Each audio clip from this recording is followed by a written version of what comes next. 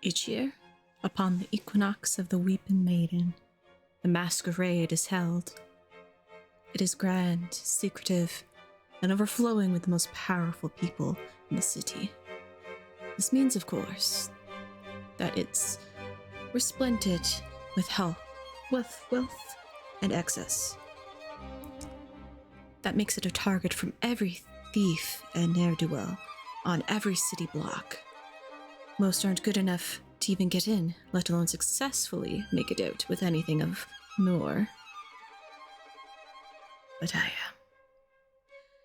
No one knows what happens within those gilded halls, but each year, blood and bits of flesh flow from the copper pipes and collect in the streets, drawing black between the cobblestones, to feed whatever gods those who attend so choose to recognize. Stories tell of the flashing of blades and the cracks between curtains. They speak of terrible howls throughout the night, whispering of thick, dark liquid flowing into the golden goblets. Some say that the lush carpets of the palace cover strange sigils carved into the floors beneath, hidden until this most auspicious night. I have a skill that no one else has. I have a point of entry. I have a reason to want it. My mask is ready. My will is perfectly honed. One night and one light only, to make my fortune and disappear.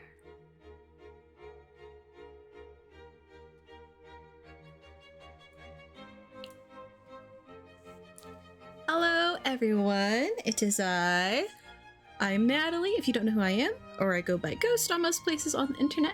You can see underneath the little camera window here where you can find me in all the places.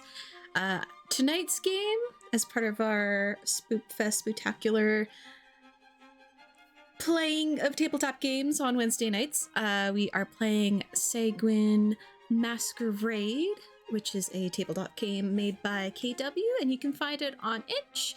If you're watching here live on Twitch, on my channel, you can just throw the command word Sanguine in chat, and that will bring up the link to take you directly to the itch page. Otherwise, if you're watching this as the old VOD on YouTube, link will be in the description down below.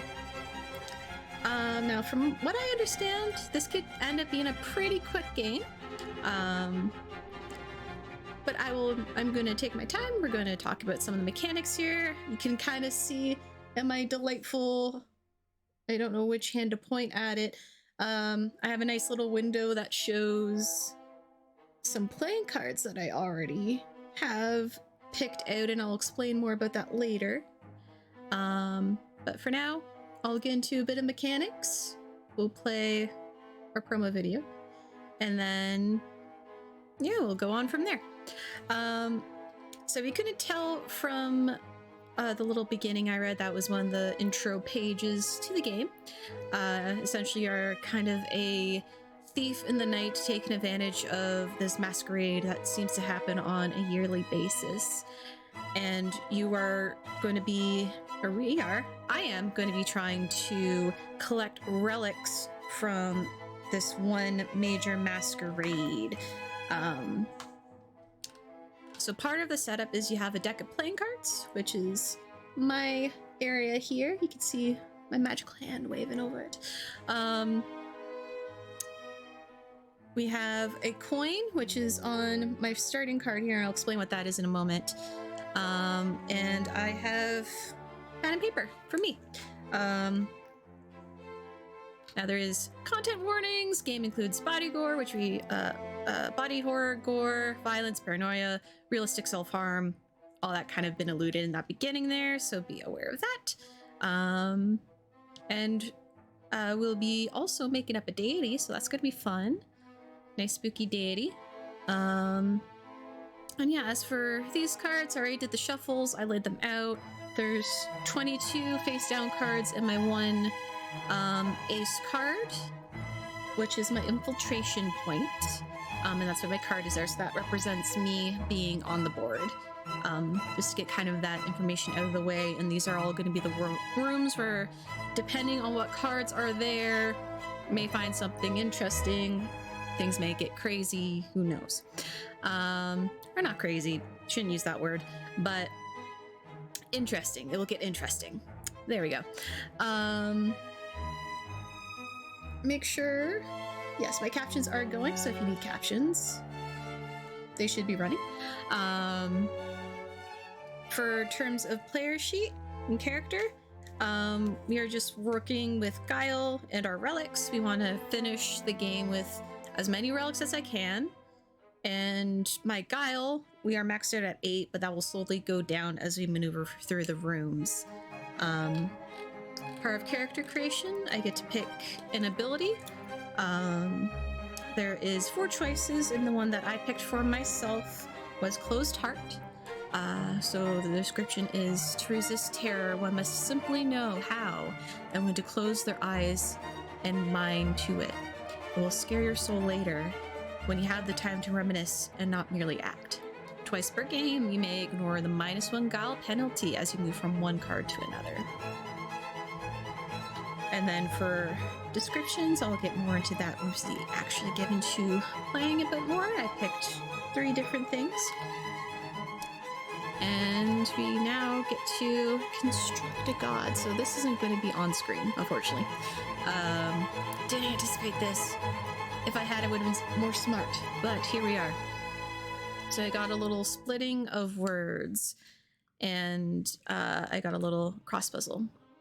So it says, consider your belief. The construct the god that is being worshipped this year, either by flipping of a coin along this tree, choosing what you prefer, or forming your own. So I'm actually going to use my little, I have a yes/no coin. So it goes heads, tails. So I'll say heads is yes, tails is no. So let us see. So we have the. Where'd you go? I don't know where that went.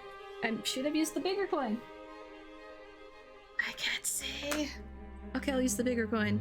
That like jumped all over the place and then left my tabletop. Okay. Yes. So we have the bloodstained.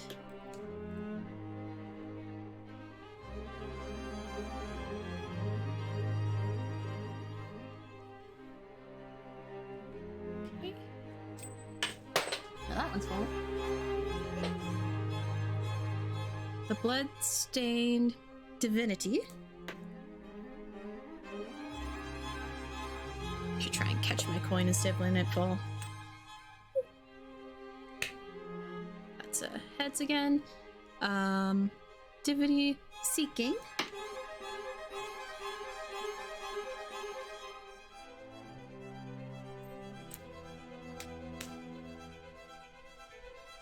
Eternal.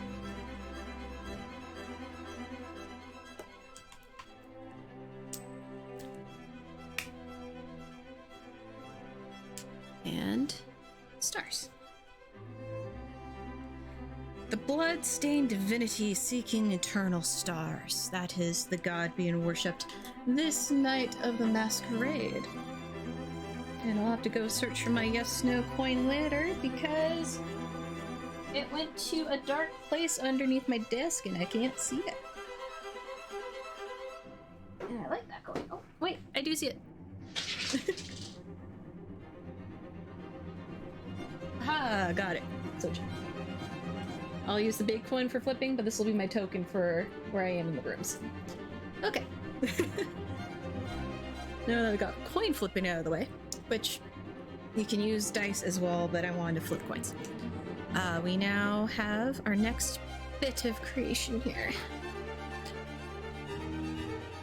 On the night of the masquerade, all within the city wears masks. Some say it is so dread devotees may slip among the citizenry and steal others away to be bloody sacrifices. Others say it's nothing more than a baseless tradition. Use the first 3 words you see below to describe your mask or create your own. Okay, so I got a little, almost one of those word finder puzzles here, so let me see what I see.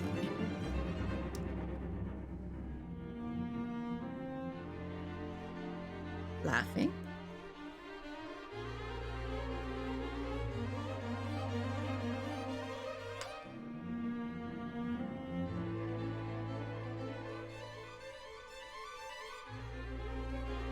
Red.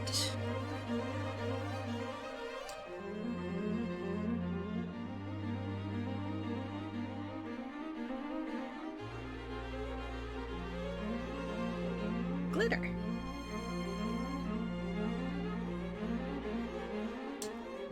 Or glaring. So I guess we will describe myself as I'm coming into the entry point of this mansion as this grand masquerade is happening. Wine of deep crimson red is being handed out to all the guests, and many people partaking in it. There's dancing on the marbled floors of red and white. Deep crimson curtains lace the walls and windows. Gold detailings in every bit of it, from the ties that hold the curtains to the goblets of wine, even to the very trimmings on the guests themselves.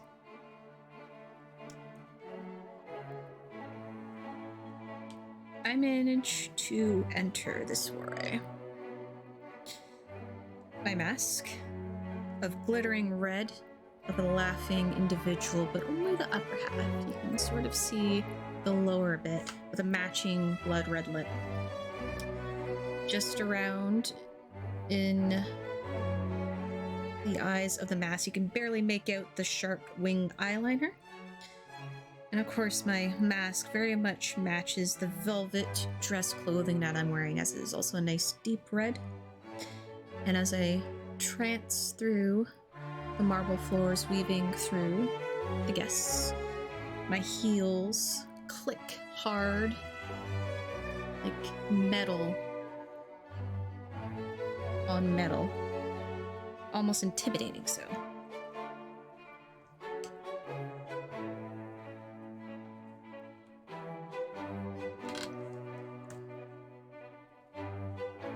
So I know there's some very precious things I can find in this mansion.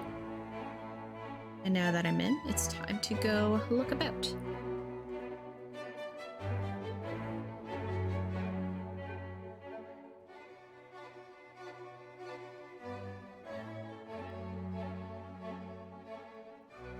So now that that's set up, let me play our little promo vid. See you.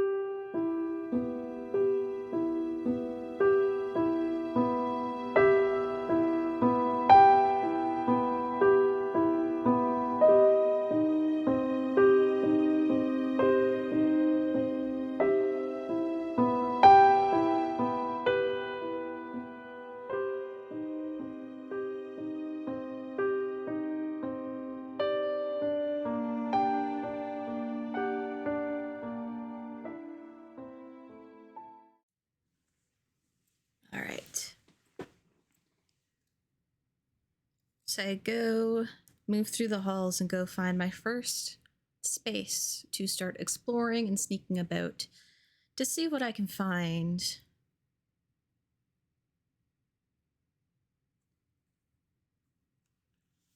So first I spend 1 guile to flip my first card.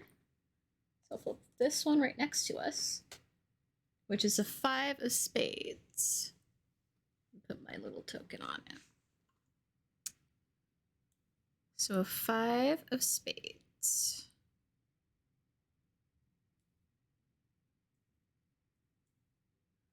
Ooh, interesting.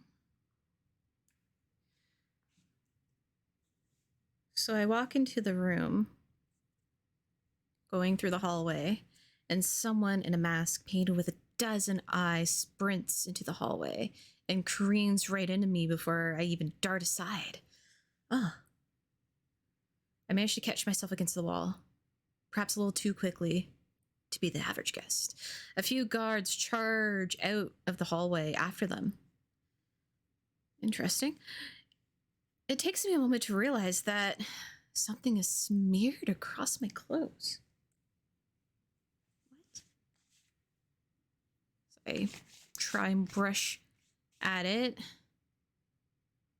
It's loam and dust. And I see, just beyond the hallway, a long chain broken at the end trails out into the hallway and stops near my shoe.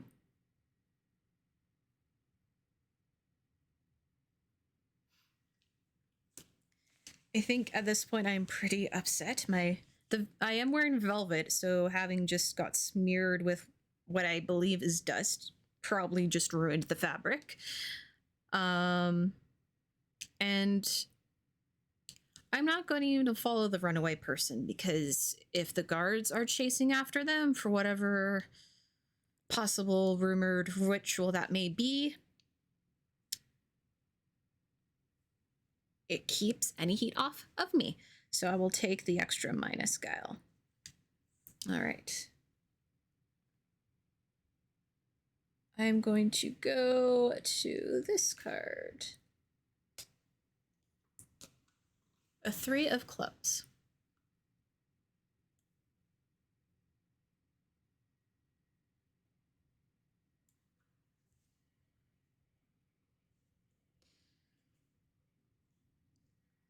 I now come to a door that seems to have a seal on it. It is maybe an inch at most, and a shape with 8 sides of equal length. If I move too close, it will fly to burn you like a thing possessed. Oh, if you move too close, it will fly to burn you like a thing possessed. A figure in a ghostly pale mask says, gesturing at the plinth. But it only loves the bodies of the pure and powerful. It wants to harm them. In that case, perhaps it will be a friend that you can tuck in your pocket, both of you holding the same intent.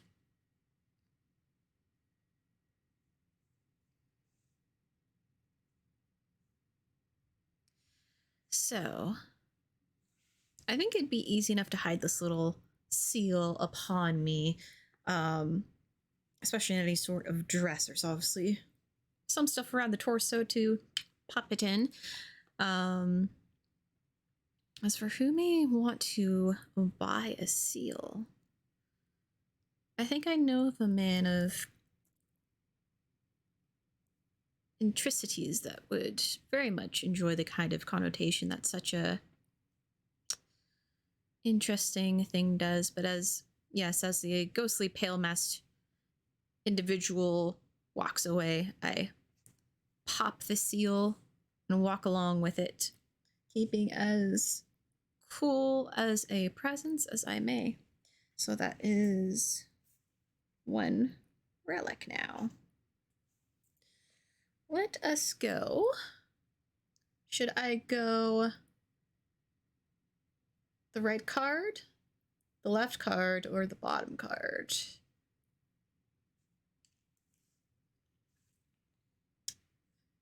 If I don't see a chat answer, I will do it myself. This isn't one I can flip a coin for. There's 3 choices. Let us do a bottom. Ooh. The Queen of Diamonds.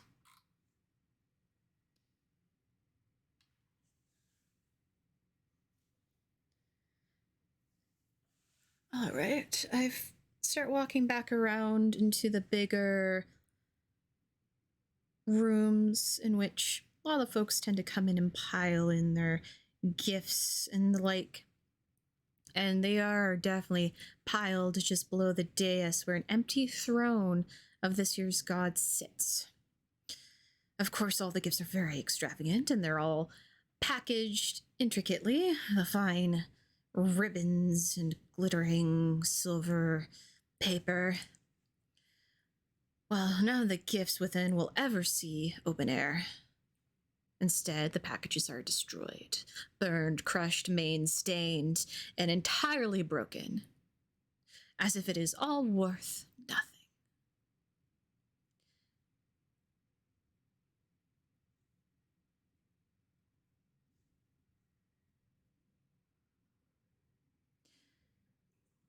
I think I might try and snag a trinket from it. It seems silly that all this is just given up to whatever chosen god who has really no material gains. They already do seemingly blood sacrifices, if the rumors are to be believed.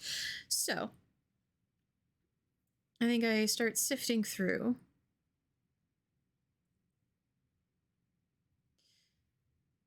And I do find a fairly well intricate. I'm going to say hairpin. I find a very well intricate hairpin, and it's one of those long pins, very pointed and sharp. You could almost use it like a hidden dagger. It's that kind of stabbing power to it. And it is quite blackened, the metal, now kind of in that marbled state of being stained from heat. But with some work, it could be cleaned up and made a little more presentable. Even if I don't end up selling the piece. And there is some like little jewelry details in it, stones. I think I note a couple little diamonds and a beautiful ruby, just kind of at the setting with almost bird-like wings, multiple set on the top head of the hairpin. So I'll just take it.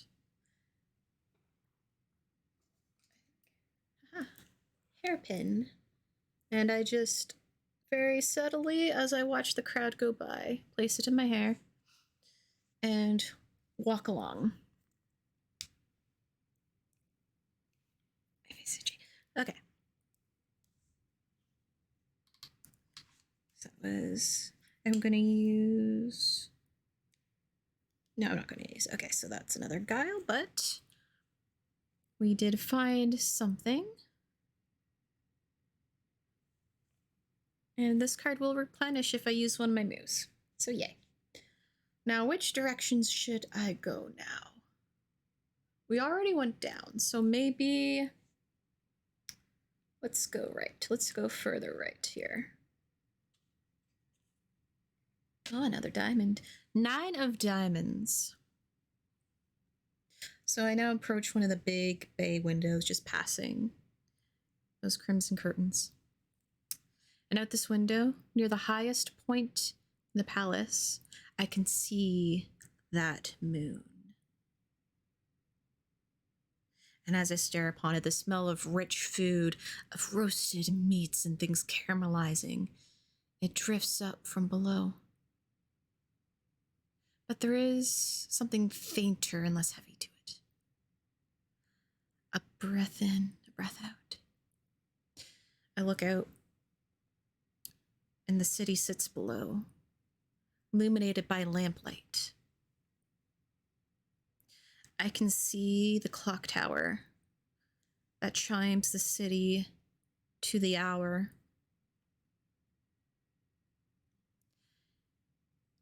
And I know from there, going down one of the side streets, I can find that little bakery I love so much. They do a beautiful almond croissant. And boy, would I rather go and grab a croissant with a nice espresso than be here under risk of being found out. But I must make my money. And much easier to just swipe from oblivious rich people doing archaic rituals than whatever else jobs could be found in the city.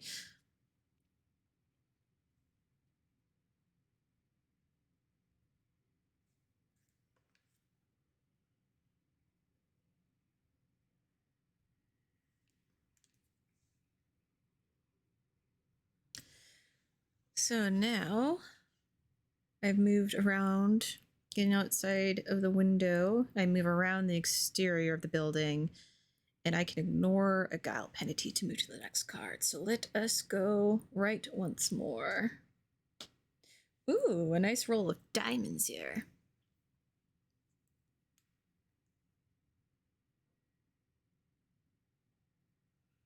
And as I follow the more exterior walls of this mansion, in a very brief moment of daring and the ever-present need for expectancy, I slip out of a window left open, and I find some scaffolding that I can creep along. Well, I am at least 4 stories up. Well, below in the gardens, the guests look like ants scurrying around, dots that are barely even recognizable as people. It is just for a few seconds as the wind howls gratifyingly.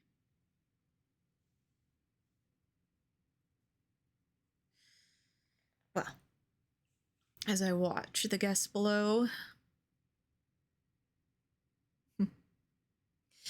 it must be so nice to be able to eat so abundantly, to dress so avagantly, to be in such opulence and drink all the drink and eat all the food and live a life that no one else in the city could ever dream of.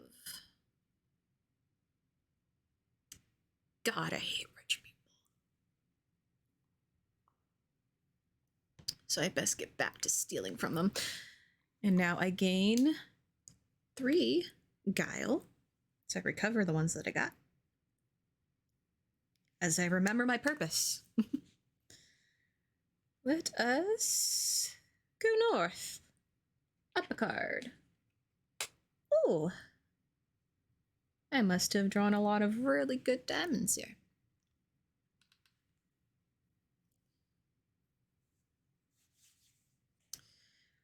So I skirt back around through the buildings, find my way back through hallways and levels. I find an entranceway. A table awaits for new arrivals, and from the back of the room, I watch as 3 masked women at the table let each guest pass by.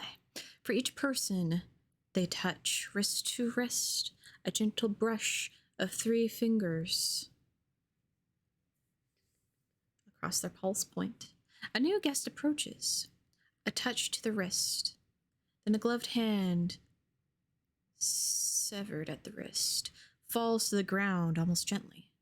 Blood splurts forth from the veins and arteries. What is the tattoo on the wrist? Why is it familiar to you?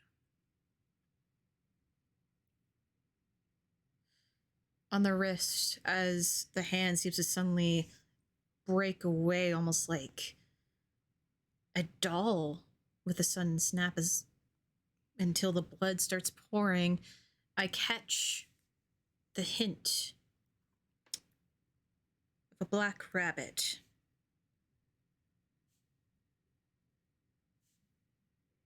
With a little red eye that's there on the wrist.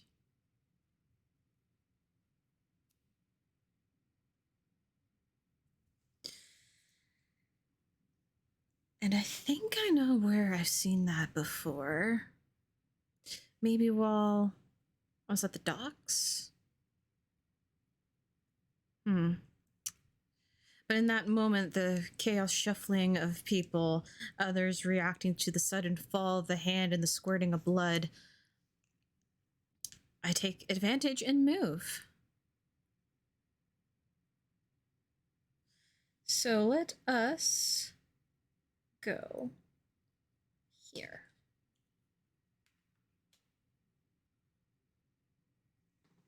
And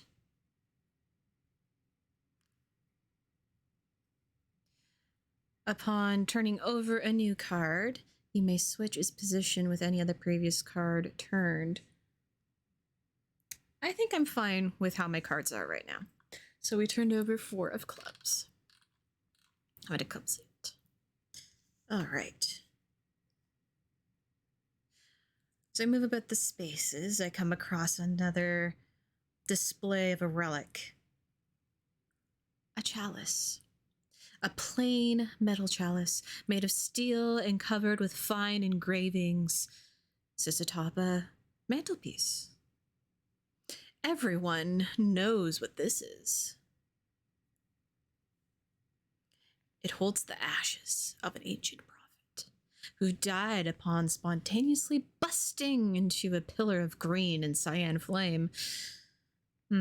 Blessed with suffering under the three-eyed gaze of she who laments the sea. It is infamous, and it could be mine. Describe how I hide this, considering my play from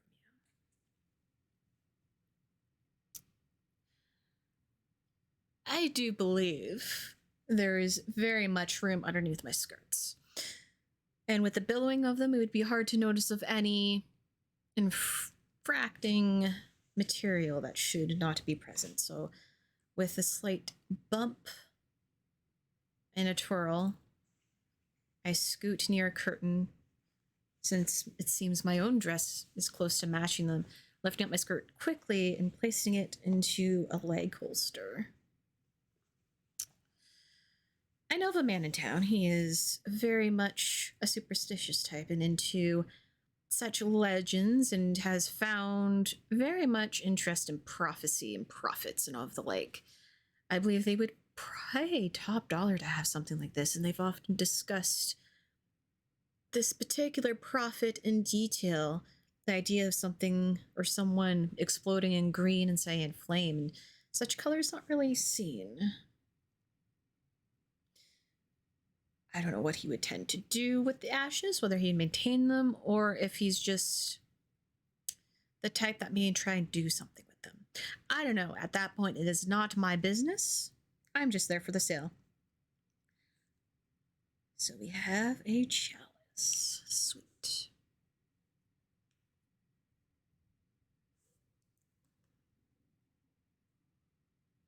Now I'm seeing something on the clubs, and I'm wondering what it means. It's saying test.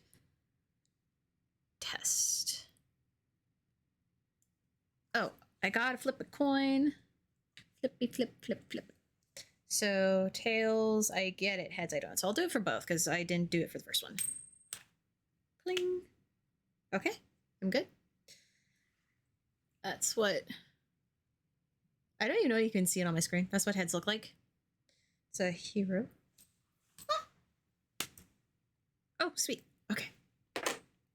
We're good. I solved it. It's fine. So we got both of them. All right.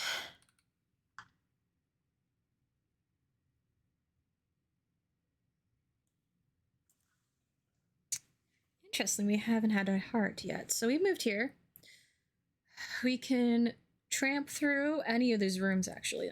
Oh, I've been forgetting to move my coin. Oh. But I like unveiling new cards, so let's do this north one. Oh, and as I was saying, we had no hearts yet. We unveil the 2.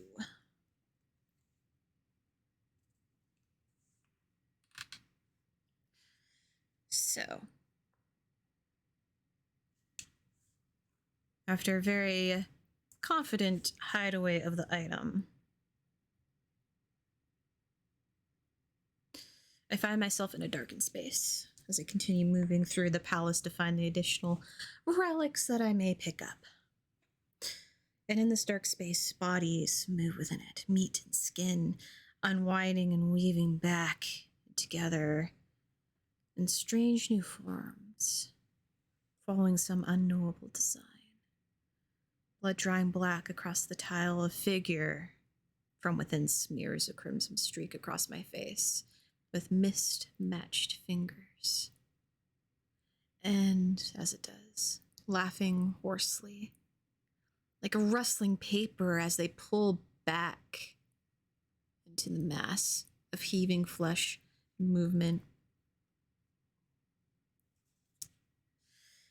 I very much recoil quickly as I really take in what I thought maybe was a potential orgy of people. May not be that, but actually a mound of flesh and body And I just got touched in the face by this bloody hand, and I try my best to wipe away as much as I can that blood. But the stain remains. However, I do get 2 guile from this event. I was already at 8, so now I'm up to 10. So I was here. So let's try this card on the right. Another heart. 5 of hearts. So I very quickly get out of this dark room, away from this weird body construct.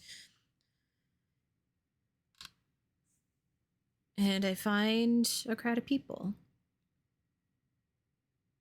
And it seems rapt attention from this crowd. They're focused on one man. He carves at his own hand, peeling back the skin and exposing the delicate sinew and tendon underneath. The blade is wickedly sharp and glitters in the candlelight as he cuts off thinner layers of his skin, blood pooling in the gaps. He throws a piece of himself into the golden basin set in front of the table. Again and again, he cuts, and it seems like he's not eager to stop anytime soon. Guests laugh as they watch in delight.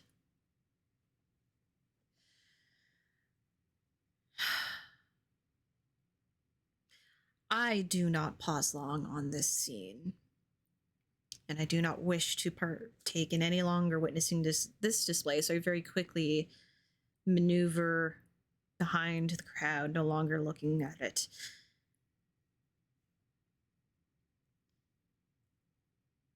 And this is very much making me wish maybe I should have a knife on me. But for now, that little hairpin I swiped from that burned pile may have to do. Next room.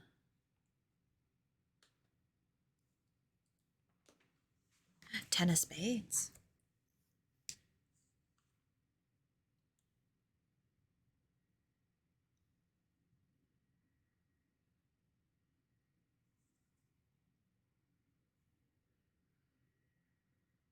Okay, 10 of spades.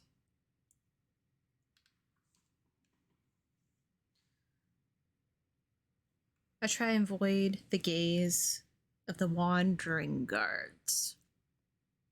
I duck into one of the endless rooms around me just before I could even glance inside, and maybe that was an unfortunate move on my hand.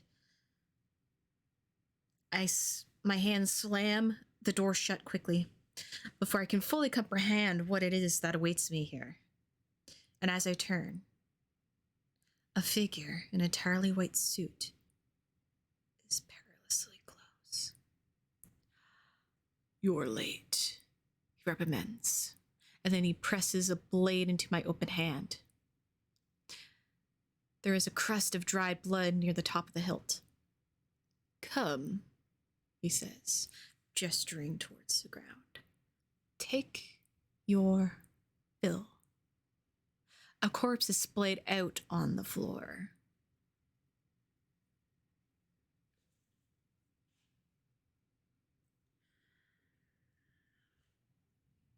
I am very much stunned in this moment as I grip the handle. Of course, I had no intention into participating in anything. I'm merely here to steal relics, and probably not going to tell this man that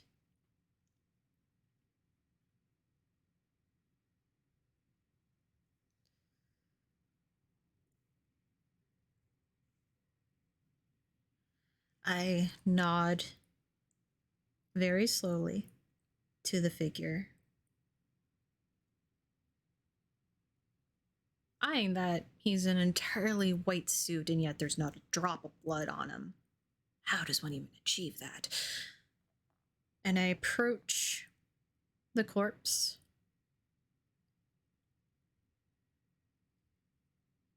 Not wanting to spur any suspicion, I just take a sliver, cutting through tendon, just around the bicep.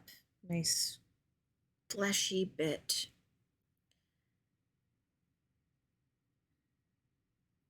And I look at the man, and he just stares vacantly at me, expectingly.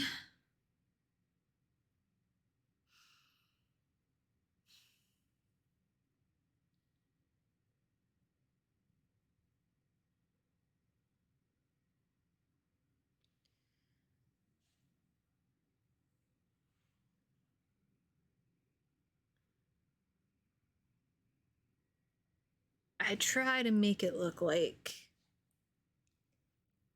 I eat it. I don't want to, but I try my best to illusion it to make it look like I ate it.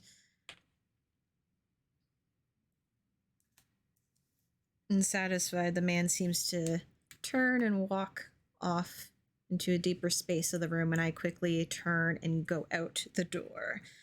So I lose a guile. Alright. I am very sickened at this point, and I very quickly toss that bit of flesh that I managed to fake out into elsewhere. I now have a knife. As I was just saying that, I would very much like to have one. I now have a knife on me. Oop. My next space, a 5 of diamonds.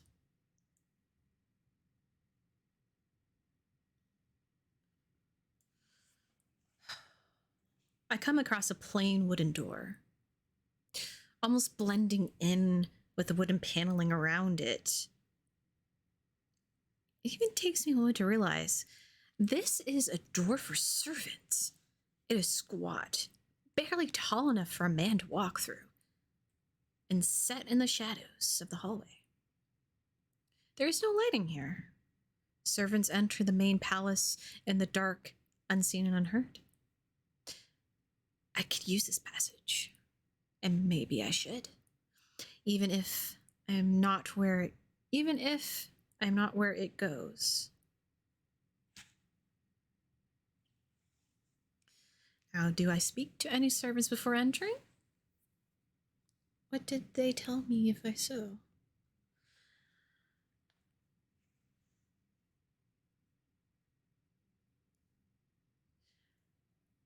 I just loosely mentioned that I was feeling bloated, and I don't want my uncomfortableness to disturb any other guests, and want to remain out of sight for a little bit and maybe just walk it off. And the servant nods and allows me to pass through. So I can go to any unflipped card. Let's pick this corner here. It feels like a good corner. Maybe not a good corner. It is the 4 spades.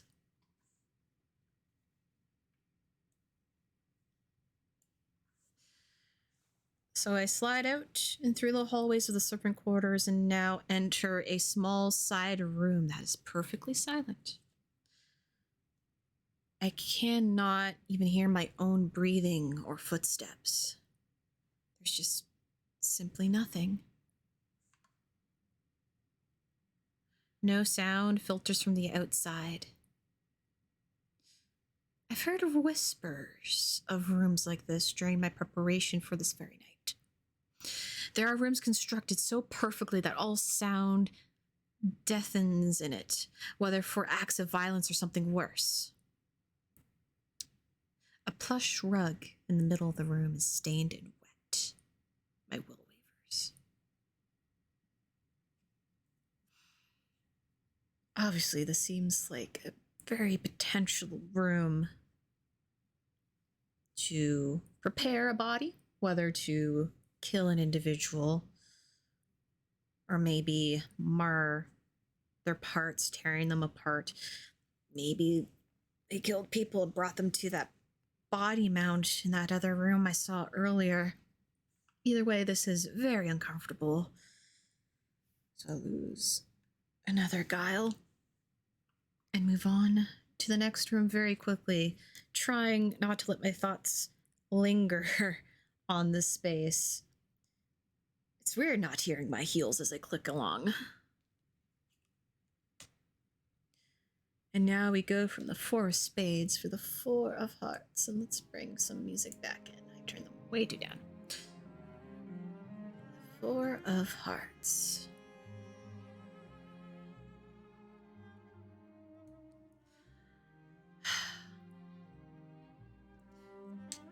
As I come and find a room of guests, malaise drips over them in this space like rich honey. A woman lays a grin on the velvet couch.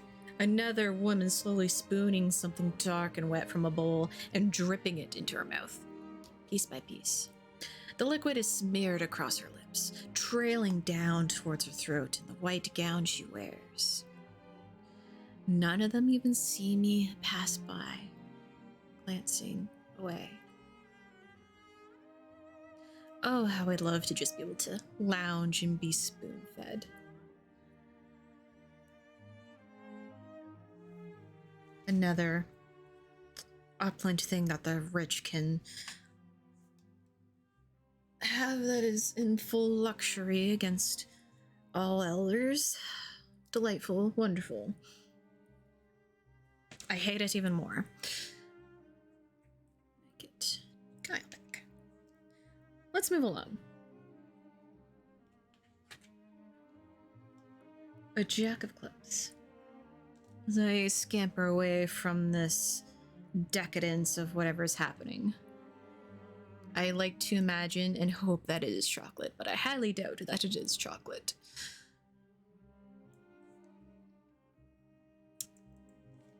Paving through the floors once more and taking advantage of those servant hallways, I find myself slipping into a private bedroom.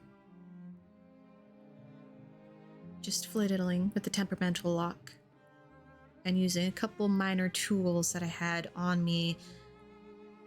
I slip in and I catch sight of something. It is glittering and hanging haphazardly from a rack of other necklaces. A locket. Most of the jewelry here, of course, catches the light with gems and precious metals, but this locket is plain brass. Within it, carved is ruin. It makes my head throb looking at it. But I snap it shut. And I'm determined to try and take this if I can. Probably just easily slip it around my neck. Alright, let's hope this is good.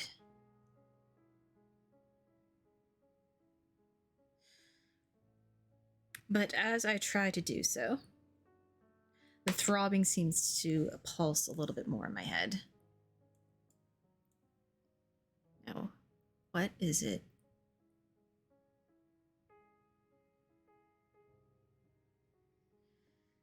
So I'm just not able to hide this item.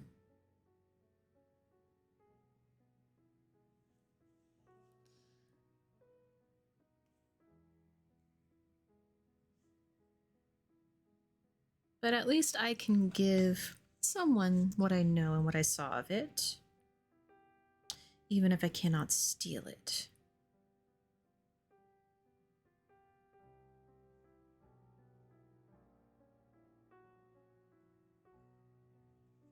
Could always come back next year too. Well, unsuccessfully, I'm just not able to throw off that throbbing in my head, and I put the locket back. Maybe it might be too obvious. It is seemed very out there amongst all the glitter, and I quickly move along.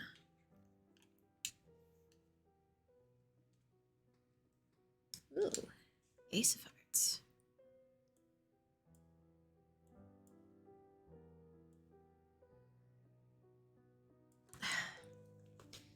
I do feel my body is now starting to get heavy with things I carry. from just a little trinkets that maybe I'll keep to myself and the couple of relics I was able to smuggle out underneath the distracted eyes of the guards and guests alike. There's a hunger that builds in my throat. And even as the other parts of me ache with something hollow, like this place has pulled as much out of me as it's given. Have I had enough of it yet?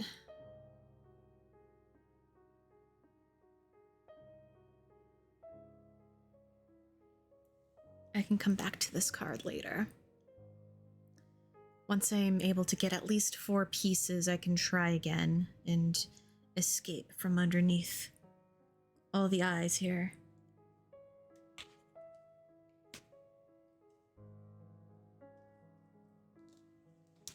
3 of Hearts.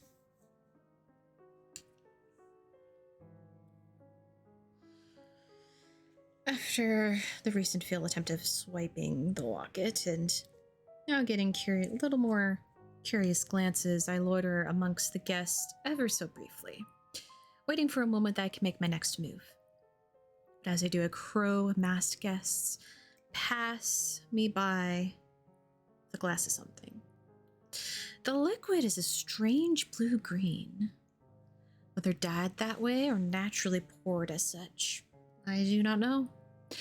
For a moment, it almost seems as though he is looking at me from underneath the blackness of his mask.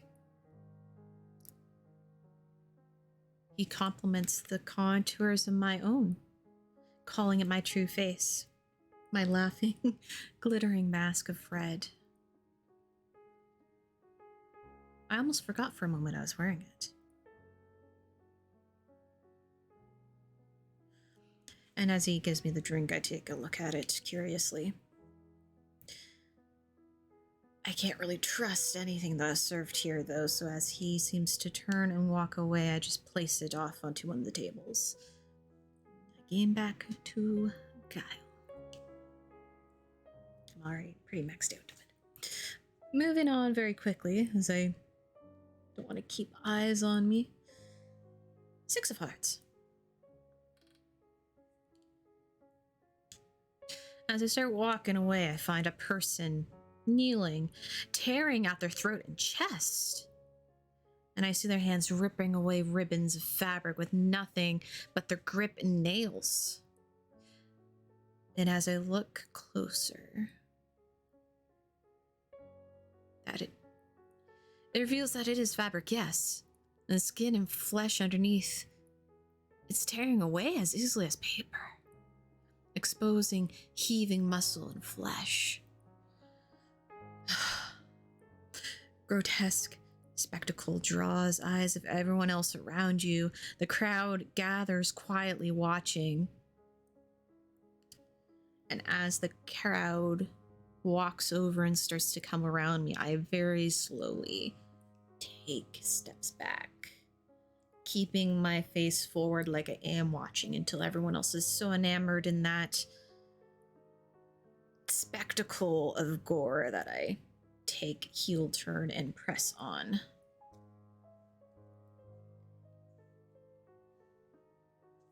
Eight of Diamonds.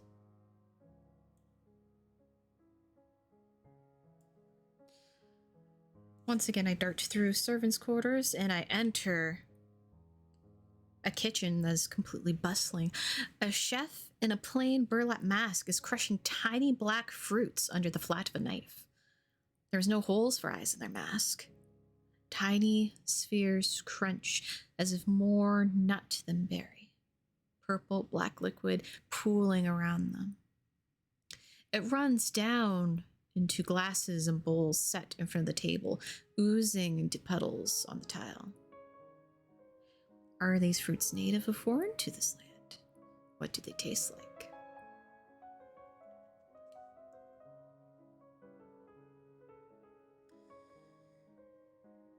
I believe these are native to my land, but are definitely a fruit that only the most rich of individuals may partake in.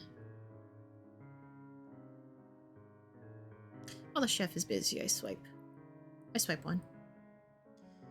and feeling rather invigorated with my treat, I move along with a swift step. Ah, Queen of Clubs.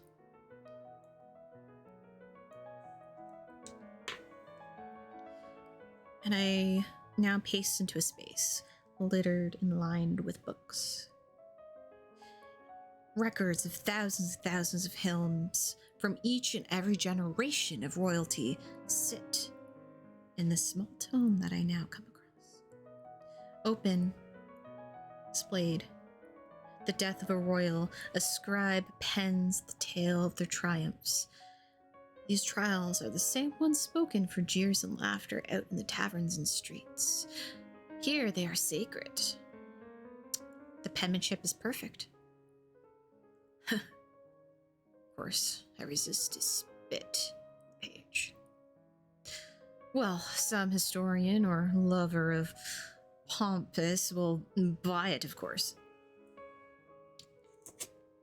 This might be another one to hide underneath my skirts, but I may attempt it anyway. I need more than just 2 trifle relics, and I may even have to go back to try for that locket once more.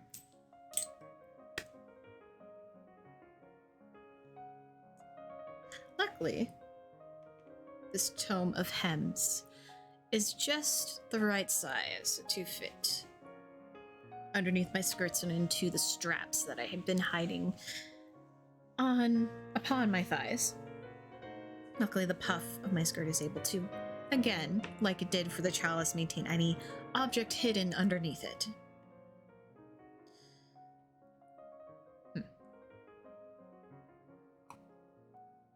I do know of a librarian. He's always gone on about the tomes that this mansion must hide within them and the history they keep away. And though he does understand the detest, as he says, that the people of the streets seem to have towards the rich here, well, he still relishes in the history and wanting to understand the different eyes. He says it's very important to know how the words of the conquerors describe what they see. Whatever, I'll just sell them to him either way and be done with it. I have no desire to read in this tome. So that is our 3rd relic, and we move along. 8 of clubs.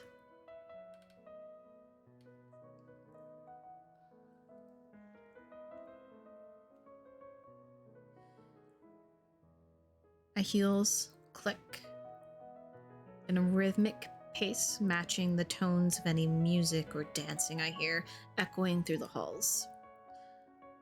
I do come to a room, and very swiftly I see a cloak. This cloak, so the stories go, was ripped from the back of the blighted saint who tried to lead the people to storm the banks and manors. They failed, and when they tried to pull Longcloak from his body, layers of skin and flesh came with it. Now it is mounted here, layers of skin cured like leather, clinging to the graying fabric. I'm sure someone strange would buy it from me. I'm very sure of it. Now that it is displayed on the wall almost like a tapestry. Well, let's see if I can make good work in the moments of distraction amongst the crowd.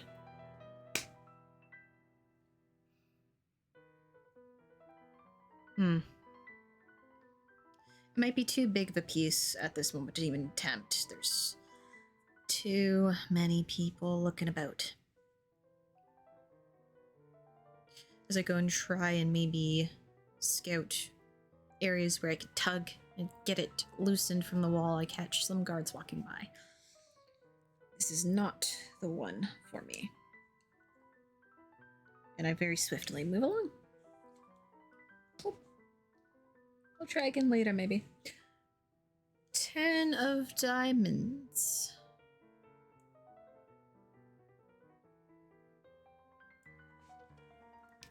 As I come along this hallway, absolute silence is enforced. No person seems to be making noise. Even a too audible footstep is met with a flurry of motion. Someone pulled away into the adjoining room. There's no telling what occurs on the other side of that closed door. Whatever it is silent. And when a few of the guests emerge again, you see the glint of a long knife held in one of their hands. Do you ask or simply keep moving? Using this card, you lose your starting gift, but you may replace it with another. I back out. I do not want to be in such a place because I'd have to be very careful on my feet to make a sound.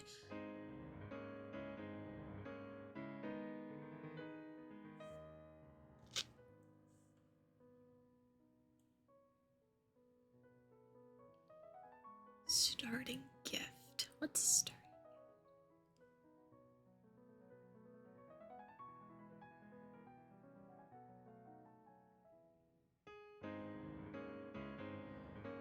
Oh, well. I will very much move along. We only have so many more to go through.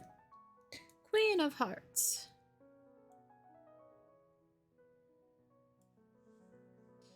As I come back from that hallway, trying to be as quiet as possible, I find someone has collapsed upon a marble bench of some condition. Are they unconscious or dead? Next to them, someone is twisting a cloth soaked through with something over their open mouth. The mask hides their expression. The liquid dripping slowly between painted lips is dark and oddly thick, barely looking wet in the light at all. I've seen enough things to imagine that this person may be drinking some of that person's blood. I don't know if I see a blood pool, but I'm learning to just not get involved with whatever is going on amongst these rich people. I keep walking. And my gal is still maxed out. Last room. 2 of clubs. My last attempt at maybe getting another relic to take with me out of here and get things sold. As I come by another display, they look like scales. A pair of tiny brass scales sit here innocently. I watch as the guest holds one gloved hand over the left side, as if it pulled by gravity, or someone seen force. The scale tips. The right side pushes upwards. Another guest gasps and applauds. The right side measures virtue, she says. The other guest laughs. Their masks an array of tiny gems forming a kaleidoscope. I hear it measures sin, they say. So does this mean this woman is deeply sinful? As they walk away, I do dare attempt to swipe this little scale and hope to whatever forsaken god that's here, which is apparently the blood-stained divinity seeking eternal stars. Well, I seek these scales to sell, so let's see. As these women walk away, laughing at the little display that has happened, I glance about, and almost in the swirl of their leaving, I quickly scoop up the scales and find, having now a relic on each leg, a fold within the skirts And I just hide it there for a moment as I go and find a more secret, secluded spot that I may be able to adjust things appropriately and then get it properly hidden in a couple of the straps and pockets I have in the folds and layers of the skirting. I have my 4 relics. All cards have been revealed, all rooms that I could possibly scamper through.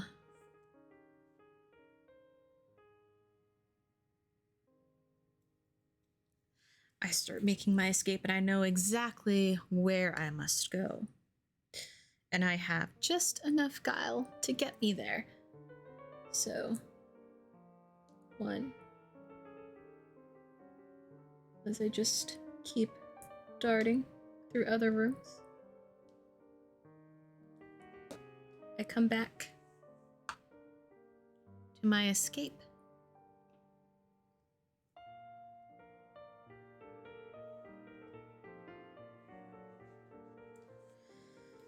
I continue to see guests relishing in their delicacies of sinful delights. After everything I've seen this night, I'm more than certain that, yes, they are eating and drinking blood of people. It is uncomfortable to even think about, as it has always been rumored, but for it to be a real thing, I even question if it is, but then it also makes perfect sense to me that the rich may partake in eating the other rich. It is one delicacy considered forbidden. Not that I would ever wish to really take in such a thing.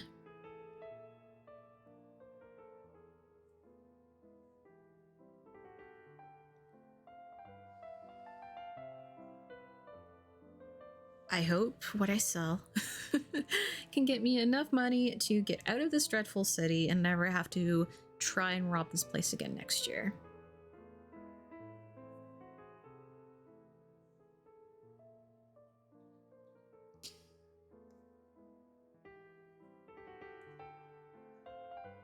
But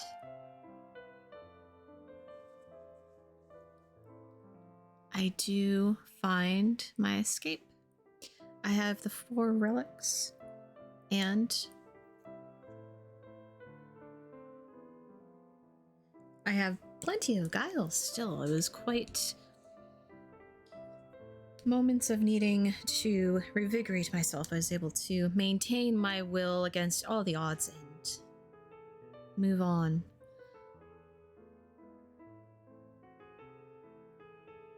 So now, as we come to a conclusion, as we enter the moonlit streets and disappear into the night, ready to sell these relics in the next few days, does that mean the tale is quite done?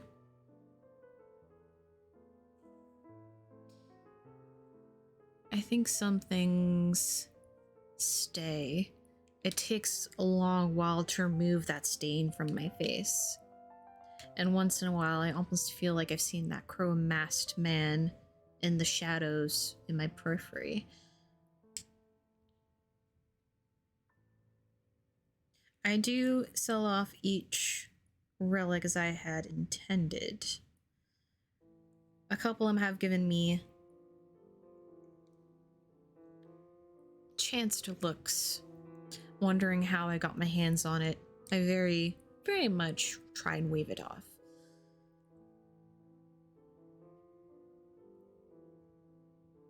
But either way, everything that I saw on the walls of that masquerade.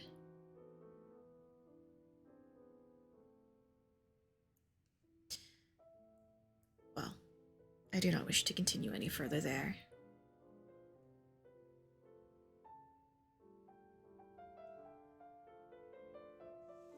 And with that, at least a good night's success. Not having suffered too much mental anguish. I make my sales, and within the next few weeks, I escape the city in hopes to never have to hear about the Grand Masquerade, the Sanguine Masquerade ever again. Yay! So, that is our game. I was not sure how fast they would be. I heard this could be a quick game, but I think with my narration, it took longer. So you're welcome. And it's quite delightful. So now, as more of a player reflection here, I think I do actually really enjoy kind of this concept. I do enjoy that there's potentially of random outcomes with the items you can find, the rooms you can enter. I could have been obliterated. I got really lucky, and we just had enough relic pieces on the board, and the coin was in my favor for most of them, so that was nice. And we had a lot of really beneficial cards. I had a lot of like guile boosting, so that was nice. So for more information, Dawn is asking, so you're going to do more in the future is what you're saying. I guess we'll see, because I do have a lot of solo games to come. We must return to another one. But I think if you are interested in Sanguine Masquerade, once again, if you're watching here live on Twitch, you can do the command Sanguine. That will bring a link directly to the itch, or if you're watching here on YouTube, it'll be in the description down below. Otherwise, that's it for tonight. That's the game. I don't want to keep playing and read all the cards, because that might take it away from your experience. I don't want to do that. And yes, take a further look to see how character creations goes, how all the playing goes. And I wish I tried to do blacklight here. Unfortunately, it does not read very well on camera. These are blacklight cards. If I got my little blacklight here, yeah, the camera doesn't want to pick it up. So you can barely make out the red cards here. But my tragedy cards. And yes, so hope you enjoyed tonight's game. Probably the shortest one of our month of little eerie tabletop games. And, well, I suppose what my good fellows that you are require is the promo for next week's game. Thank you so much for stopping by. Enjoy whatever day, night, evening, whatever it is. Stay hydrated. Once again, see you next time. Bye.